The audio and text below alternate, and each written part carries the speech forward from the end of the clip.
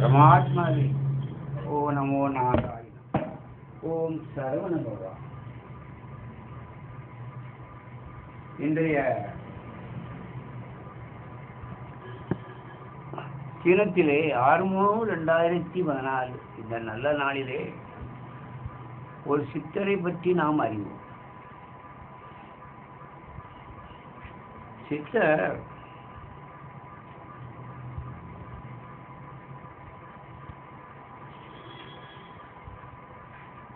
சித்தர்களிலே 18 பேர் இருக்கின்றார்கள். அப்படிப்பட்ட சித்தர்கள்லாம் நம்முடைய நாட்டிலே, தமிழ்நாட்டிலே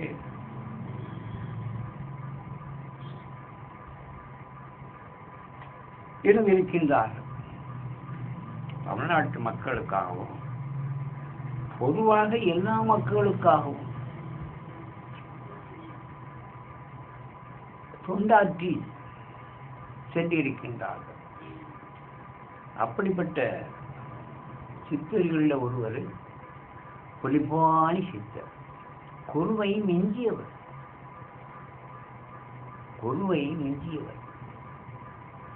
போகரனுடைய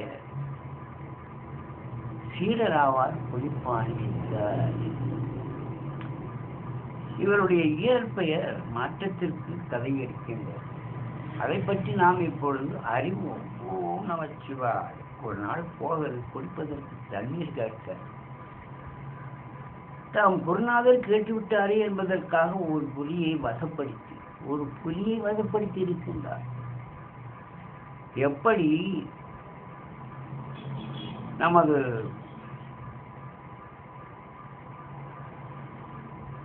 அந்த ஐயப்பனார் புலியை வசப்படுத்தி புலிப்பால் கொண்டு வந்தாரோ அதை மாதிரி இவரும் வசப்படுத்திக் கொண்டார்.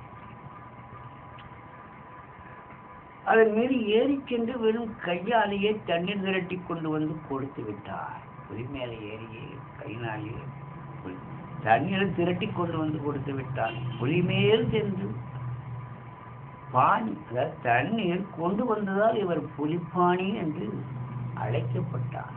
பாருங்கள், இப்படிப்பட்ட ஒரு சித்தர். ஓம் நமச்சிவாய். பழனி மலையிலே முருகன் சீலையை போகர் செய்வதற்கு ஒருவனையாக இருந்திருக்கின்றார். பழனி மலையிலே போகர் என்ன செய்திருக்கின்றார்?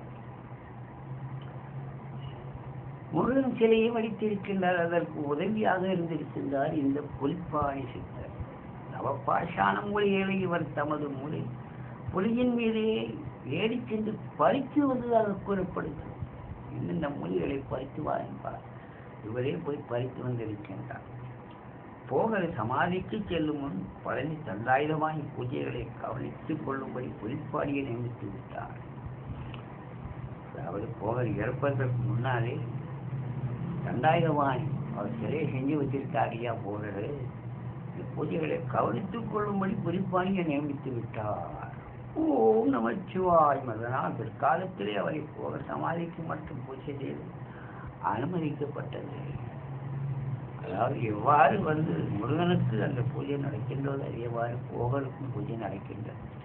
முருகன் கோயிலுக்கு சாமி தரிசனம் செய்துவிட்டு வெளியே வந்தார். தென்மேற்கு திசையில் போகர் சவாரி இருக்கின்றது. போகர் பழனி சிலைக்கு செய்து முடித்ததும் சீன தேசத்துக்கே சென்று விட்டார். இவருக்கு சீன தேசம் என்று சொல்லுவார்கள்.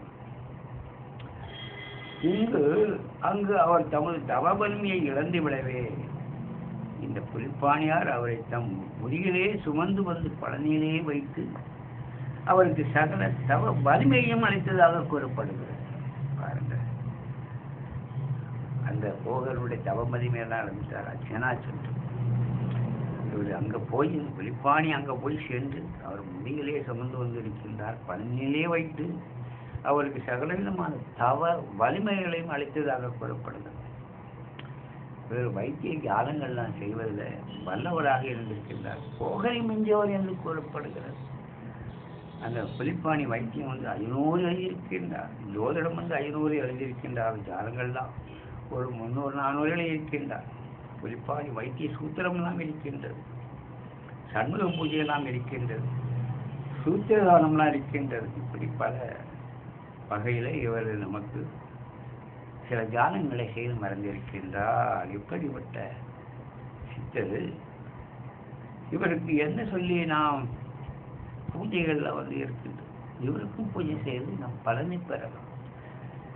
தேக சுத்தியுடன் அழகிய சிறு பலகையிலே மஞ்சளிட்டு மெழுகுபத்தியுடன் கோலமிட்டு அம்மஞ்சள் பலகையின் மேல் குறிப்பாணி சித்தரின் படத்தை வைத்து அப்பூஜையில் அப்படத்தின் முன்பு மஞ்சள் குங்குமம் விட்டு அலங்கரிக்கப்பட்ட துளக்கு தீபமேற்றி வைக்க வேண்டும். சித்தருடைய படத்தை வச்சு நாம் பூஜை செய்தால் முதலில் இந்த சித்தருக்காக குறிப்பிடப்பட்டிருக்கும் தியான செய்களை கண்மூடித்தனமாக மனமுருகன் கூற வேண்டும். அது என்ன இது தியான செய்யுள்ளது? மகா சித்தருக்கு மருத்துவம் சொன்ன மர உரி சித்தரே, ஒலி வாகனம் கொண்ட மந்திர சித்தரே, மயில் வாகனனை வணங்கியவரே, எம் கலிபாவம் தீர்க்க உங்கள் புலிபாதம் பற்றினோம் என்று நாம் தியான செய்யுளாக சொல்லி அவரை வணங்க வேண்டும். இவரை என்ன சொல்லி போற்றுவது? கம்பீரம் தோற்றம் உள்ளவரையே போற்றி, தந்தாயுதமானியே பிரியரையே போற்றி, ஞானவரம் கொடுப்பவரையே போற்றி, பெருவ அர்ச்சனைய பெரியரையே போற்றி, சித்த மருத்துவர்களின் தலைவரையே போற்றி, ராகு கிரகத்தை பூஜிப்பவரையே போற்றி, உலகம் முழுவதும் சஞ்சரிப்பவரையே போற்றி, வானத்தில் வாசம் செய்வரே போற்றி, தேவயானையின் புதல்வரையே போற்றி, புலீஸ்வருவரையே போற்றி, விலகங்களால் பூஜிப்பவரையே போற்றி, எளிதில் மகிழ்ச்சி அடைவதை போற்றி. இப்படி புலிப்பாணியை நாம் என்ன செய்ய வேண்டும்? போற்றி என்று சொல்லி அவரை வணங்க வேண்டும். இப்படி வழங்கினால் என்னுடைய பலன்கள் என்ன? நமக்கு நிலத்தகராறு, சொத்து தகராறு, வழக்குகள் வெற்றி கிடைக்கும். புலிப்பாணி சித்தனுடைய பூஜையில விளம் செய்துட்டு இவருக்கு என்ன நமக்கு பலன் கிடைக்க வேண்டும் அல்லவா? நிலத்தகராறு, சொத்து தகராறு, வழக்குகள் வெற்றி கிடைக்குமா? ஓம் நமச்சிவாயம். சொத்து, வீடு, நிலம் இல்லாதவர்களுக்கு அந்த பாக்கியம் கூட உண்டாகும்.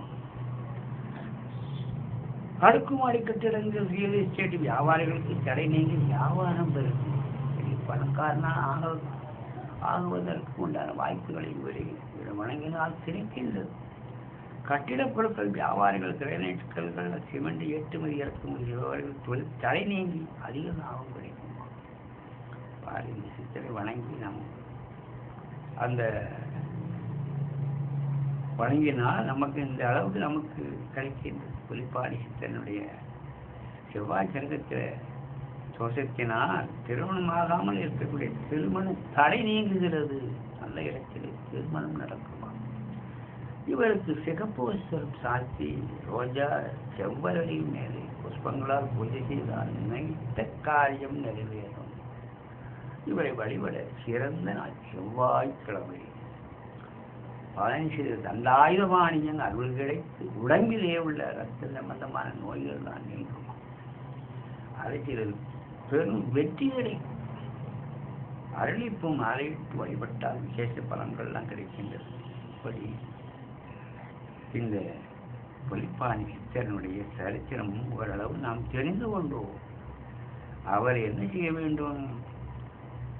வணங்க வேண்டும், பூஜிக்க வேண்டும். பூஜித்தால் நமக்கு இந்தந்த பலன்கள்லாம் நமக்கு கிடைக்கின்றது. ஆகையினால சித்தனை வணங்கினாலும் சிவனை வணங்கினாலும் ஒன்றுதான் சொல்லுவார். அப்படிப்பட்ட சித்தர் வாழ்க. அவருடைய தொண்டு இருந்தது, வளர்க தொண்டாக இருந்தது. நாம் வளர்த்து வருகிறோம் அவர் தொண்டை, அவரை போற்றி வருகிறோம். அவருடைய தொண்டினை, சித்தர்களை நாம் வழிபடுவோம். சிவனை வழிபட்டதாக அர்த்தமாகிறது. ஓம் நமச்சிவாய். இப்படிப்பட்ட சித்தர் பெருமானுடைய ஒரு புலிப்பாணியுடைய சரித்திரத்தை நான் சொல்ல எனக்கு ஒரு கொடுப்பனையாக கருதுகிறேன். என்னை தொடர்பு கொள்ள வேண்டிய முகவரி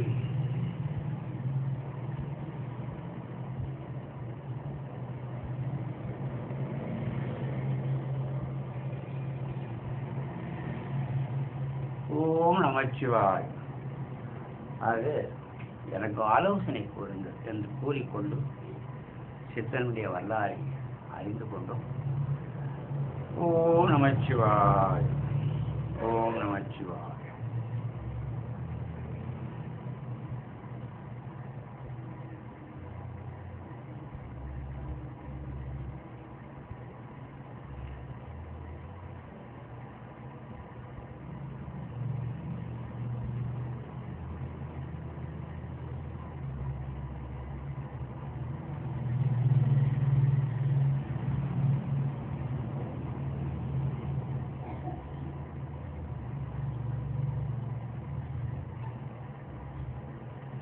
ஏரிக்குளம் கிணறு எல்லாம் நிரம்பி வழிய மாய அளவாய்ப்பொழிய மக்கள் வளமாய் வாழ வேண்டும். மகிழ்ச்சியுடன் நேர்மையுடன் வாழ வேண்டும்.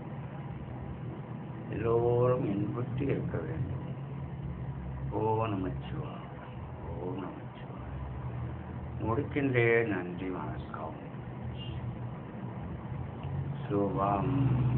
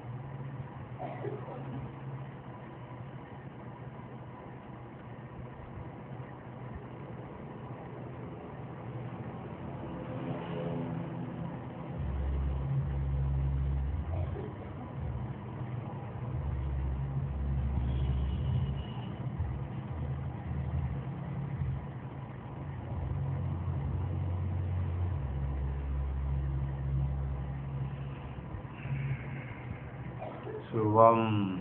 வணக்கம்.